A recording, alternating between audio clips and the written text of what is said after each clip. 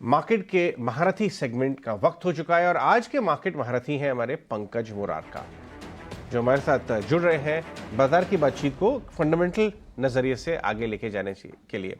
पंकज, शुक्रिया हमसे बात करने के लिए। बहुत बहुत अच्छा लगता है आपसे बात करके। आपने आईटी पे कॉन्ट्रा कॉल ली थी, अगर मुझे ठीक से याद है।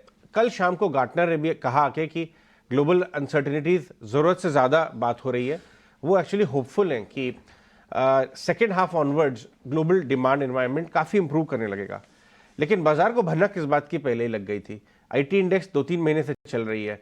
इस बार आईटी के खराब नतीजों के बाद भी स्टॉक उतना ज़्यादा गिर नहीं रहे हैं। आपका आईटी पे क्या कॉल है, अभी लेंगे या गिरावट पे लेंगे? अजय, जैसे आपने कहा, हमारा जो एक व्यू है इस सेक्टर पे अब काफी पॉजिटिव है। हम पिछले 1.5 साल से इस सेक्टर पे, जो हम हमारी लैंग्वेज में बोलते हैं, अंडरवेट थे, या व्यू थोड़ा सा सर्कमस्पेक्ट या कॉशियस था। बिकॉज आप देखें तो जनवरी 2022 में ये सेक्टर पीक आउट हुआ था एक तरीके से, और उस समय वैल्यूएशंस काफी एक्सपेंसिव हो गए थे। पर अब ये स्थिति है कि लास्ट 18 महीने में सेक्टर के वैल्यूएशंस काफी अच्छे करेक्ट हो चुके हैं, एंड वैल्यूएशंस अब रीजनेबल हैं। मोर इम्पोर्टेंटली, आज से 1.5 साल पहले एक फियर था कि जैसे यूएस में इंटरेस्ट रेट्स की हाइक होंगे तो यूएस इकोनॉमी में एक शार्प स्लोडाउन आ सकता है। पर हम सब एक्सपीरियंस कर रहे हैं कि यूएस इकोनॉमी में शार्प रेट हाइक्स हो चुके हैं, और उसके बावजूद भी जो अंडरलाइन यूएस इकोनॉमी है वो काफी स्ट्रांग है। इसके चलते यूएस जो कंपनीज हैं, जो इंडियन आईटी कंपनीज के कस्टमर्स हैं, उन्होंने भी जो अपनी स्पेंडिंग्स थोड़ी स्लो कर रखी थी, ऐसा लग रहा है कि अब शायद वो थोड़ी सी सेकेंड हाफ में जाके वापस वो लोग एक्सेलरेट करेंगे। तो हमें ऐसा लगता है कि इन कंपनियों के बिजनेस में, आईटी कंपनीज के बिजनेस में, या जो रिजल्ट्स हम देखते हैं उसमें सेकेंड हाफ से इम्प्रूवमेंट शुरू होगा, जो कि आप बता रहे हैं, गार्टनर ने भी कहा है, और आई थिंक यही ट्रेंड दिखाई दे रहा है। तो यहाँ से सेकेंड हाफ से इंडस्ट्री में काफी अच्छी ग्रोथ आएगी, और वैल्यूएशन भी काफी रीजनेबल हो गए। तो इन सब चीजों के नजर रखते हुए मुझे लगता है आईटी सेक्टर में डेफिनेटली इन्वेस्ट करना चाहिए। बिकॉज क्योंकि अगर हम देखें तो आज भी जो मोस्ट ऑफ द स्टॉक्स हैं, वो जो जनवरी 2022 का पीक था वहां से 20-30% डाउन है आज भी। तो मेरे हिसाब से इन्वेस्टर्स को थोड़ा सा मीडियम टर्म व्यू लेके सेक्टर में डेफिनेटली इन्वेस्ट करना चाहिए। ठीक है। दूसरा एक और सेक्टर जो अभी फोकस में है, और इस पर बहुत ज़्यादा बातचीत नहीं होती क्योंकि ट्रेडिंग टाइप के स्टॉक नहीं, या तो पोजिशनल या फिर लॉन्ग टर्म, वो है पावर जनरेशन। अभी हमने देखा कि एनटीपीसी का स्टॉक 13 ईयर हाई पे आ गया। किसने किसने इमेजिन किया होगा? धीरे धीरे चलता रहा। गोल्डमैन ने 40% ऊपर का टारगेट निकाला। कल परसों जेएसडब्ल्यू एनर्जी के मैनेजमेंट थे, बहुत अच्छी कमेंट्री देखे गए। इस बार एटलीस्ट 300 रुपये पर स्टॉक हो गया। आप पावर को कैसे खेल रहे हैं? Generators, transport, wire companies, transportation, towers, कैसे खेल रहे हैं पावर को? तो जहां तक पावर जनरेशन कंपनीज की बात है, अजय, आपने सही बताया कि ये कुछ एक ट्रेडिंग बैंड या रेंज में रहती थी ये कंपनीज पिछले 10 साल से। पर मेरा ये मानना है कि आने वाले जो 8-10 साल हैं इन कंपनियों के लिए काफी अच्छे रहेंगे। तो ये कंपनीज अब ट्रेडिंग बैंड में नहीं रहेंगी एनीमोर। बिकॉज आप देखिए 2008 में एक ऐसी सिचुएशन हुई थी कि इंडिया में पावर सरप्लस हो गया था, और पिछले 10 साल से बिकॉज इंडस्ट्रियल इन्वेस्टमेंट नहीं हो रहा था या केपेक्स ज्यादा नहीं हुआ, तो India actually has been a power surplus country for the last 10 years। पर अब क्योंकि कोविड के बाद से ये पिछले 3 साल में बहुत स्ट्रांग ग्रोथ आई है इकोनॉमी में, और मोर इम्पोर्टेंटली लास्ट 6-7 साल में बहुत ज्यादा कैपेसिटी एडिशन नहीं हुआ है थर्मल पावर साइड में। उसकी वजह से अब ऐसी सिचुएशन हो गई है कि पीक लोड के समय, पीक जब पावर कंजम्पशन होता है, उस समय एक्चुअल में कंट्री के बहुत सारे पॉकेट्स में है ना, पावर शॉर्टेज हो गई है। तो ये पावर मार्केट में जो एक सप्लाई, एक्सेस सप्लाई थी, वो एब्जॉर्ब हो चुकी है, और अभी इनफैक्ट अदर वे राउंड हो गया है कि demand is higher than supply. और इसकी वजह से ये जो पावर मैन्युफैक्चर प्रोड्यूसर्स हैं, मुझे लगता है इनके बिजनेस में अब स्ट्रॉन्ग ग्रोथ या हेल्दी ग्रोथ रहने वाली है आने वाले 7-8 साल में। बिकॉज इंडिया की इकोनॉमिक ग्रोथ अगर स्ट्रांग रहेगी तो पावर कंजम्पशन बढ़ना ही है। तो मुझे लगता है कि इनफैक्ट भले ही ये स्टॉक, मतलब लास्ट 8-10 साल में ये स्टॉक एक ट्रेडिंग स्टॉक या रेंज स्टॉक रहे थे, पर आने वाले 5-7 साल इन कंपनियों के लिए काफी अलग रहेंगे, और इन्वेस्टर्स को एक्चुअली इस सेक्टर में मीडियम टर्म व्यू से इन्वेस्ट करना चाहिए। पावर प्रोड्यूसर्स में काफी कंपनीज हैं, जैसे कि आपने एनटीपीसी बताया, और जो कि गवर्नमेंट ओन कंपनी है, और कुछ ही कंपनी प्राइवेट सेक्टर में भी है। इन्वेस्टर्स को अपना कंपनी लेवल पे ड्यू डिलिजेंस कर लेना चाहिए इन्वेस्ट करने के पहले। पर ओवरऑल सेक्टर पे मेरा व्यू एक्चुअल में काफी पॉजिटिव है। हम्म।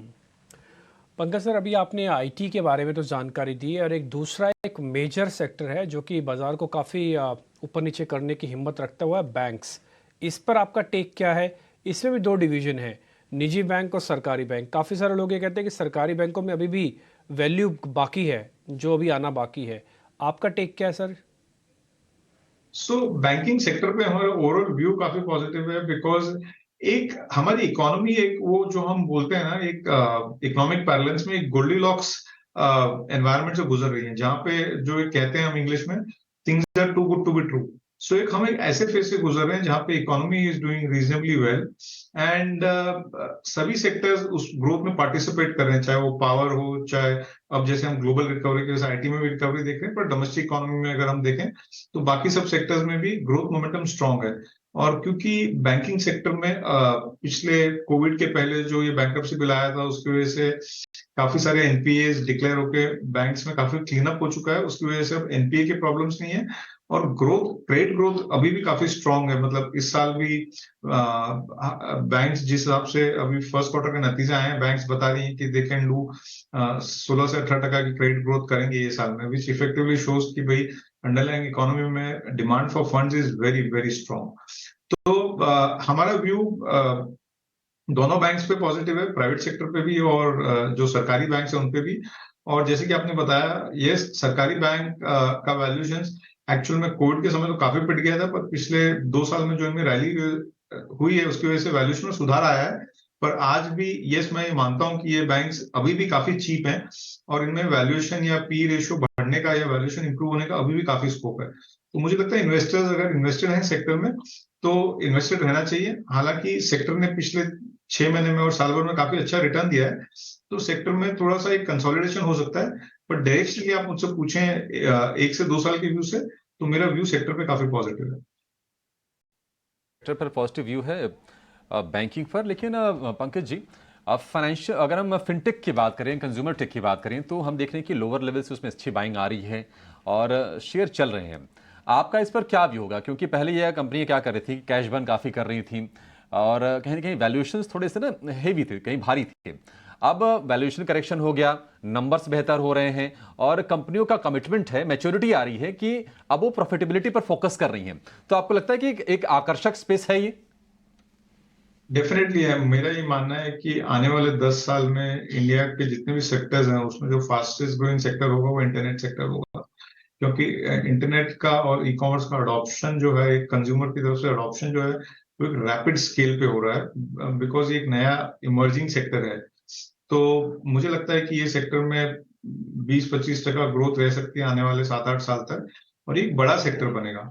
जैसे कि आपने बताया, ये सब कंपनीज जो है ये बहुत ज्यादा पुरानी नहीं है। इनकी अगर बिजनेस हिस्ट्री देखें तो ये सब कंपनीज लास्ट 8-10 साल में ही सेटअप हुई है, और क्योंकि सेक्टर में ग्रोथ स्ट्रांग है इसीलिए ये कंपनीज एक रीजनेबल साइज एंड स्केल पे पहुंच गई हैं और इनके आईपीओ हो गए हैं। लिस्टिंग के बाद इन कंपनियों का प्रॉफिटेबिलिटी की तरफ फोकस आया है, और इन्होंने अपने बिजनेस को और ऑपरेशंस को काफी स्ट्रीमलाइन करके एक पिवट जो हम बोलते हैं किया है प्रॉफिटेबिलिटी की तरफ।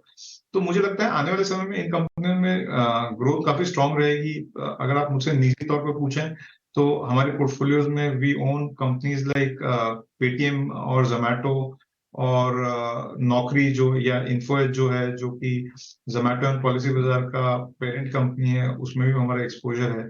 तो हमारे इन सब कंपनियों में एक्सपोजर है और हमारा आउटलुक भी इन कंपनियों में काफी पॉजिटिव है। जल्दी से ये बताइए, इससे पहले कि मैं आगे बढ़ूं और इंदर जयसिंघानी और गंधर्व टोंगिया जो पॉलीकैब के धमाकेदार रिजल्ट्स के बाद हमसे बात करने के लिए जुड़ने वाले हैं, उनसे मैं बात करूं। आपसे एक क्विक व्यू, जियो फाइनेंशियल्स आप कैसे लेंगे? लिस्टिंग के समय लेंगे अगस्त में, या अभी रिलायंस आपका पार्ट है ऑलरेडी तो आप उसको प्ले आपको उधर मिल जाता है? हमारे पास रिलायंस की होल्डिंग है अजय, और जहां तक incremental exposure to Jio financial है, हम लोग थोड़े से कंजर्वेटिव हैं एज इन्वेस्टर्स। तो हम थोड़ा सा वेट करना चाहेंगे कि एक बार कंपनी अब शुरू हो रही है वो, और रिलायंस इंडस्ट्रीज का फोकस आ रहा है फाइनेंशियल सर्विस पे, given the support of the parent and the large conglomerate that Reliance is, I am sure कि वो लोग जो काम है इसमें बड़े स्केल पे करेंगे। फिर भी हम थोड़ा सा और डिटेल में समझना चाहेंगे उनके business plan and execution capabilities before taking exposure. तो हमें by virtue of being Reliance share holders कुछ उसमें स्टॉक मिल जाएगा, बट उसके अलावा हम थोड़ा वेट करना चाहेंगे उसको और ऐड करने के पहले। लेकिन बेचेंगे नहीं आप जब मिलेगा, आप उसको होल्ड करेंगे, राइट? हाँ, फिलहाल के लिए तो यही व्यू है कि हम ठीक। उसको होल्ड करेंगे, पर हम उसको रीअसेस करना चाहते हैं एक बार जब लिस्टिंग हो जाएगी तो मैनेजमेंट से बात करके और उनके बिजनेस प्लान वगैरह समझ के then we would like to take a better view. Alright Pankaj, बहुत बहुत शुक्रिया आज हमसे बात करने के लिए। पंकज मुरारका, रेनेसां कैपिटल के बात कर रहे थे।